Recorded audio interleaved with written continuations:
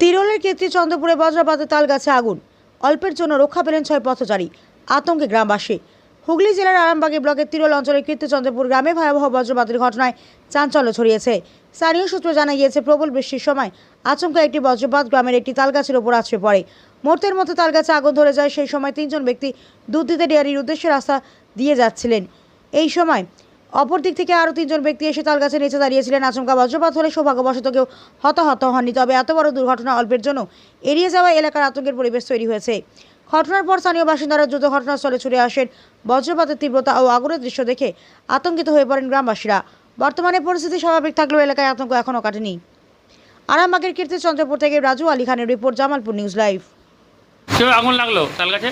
আমরা এখান থেকে গাড়ি নিয়ে যাচ্ছিলাম, টোটো নিয়ে ডিআরডিতে দুধ দিতে যাচ্ছিলাম। আমরা এখানে দেখতে পাচ্ছি আবহাওয়া খুবই খারাপ ছিল। আবহাওয়া খারাপ হতে আমরা যেই পেয়ে গেলাম 3 জন বাইক নিয়ে আসছিল। ট্রান্সফর্মার আছে আমাদের কীর্তিচন্দ্রপুরে, ট্রান্সফর্মার কাছে 3 জন বাইক নিয়ে ছিল, তাদের প্রচুর ক্ষতি হতো। এমনভাবে বাইকটা পড়লো, আমরা তাল গাছের প্রায় কাছেই ছিলাম, তাল গাছটাই বাইকটা পড়েছে। তাল গাছটা ওখানে আগুন ধরে গেছে পুরোপুরি। কি নাম? আমার নাম আসাদুল ইসলাম খান।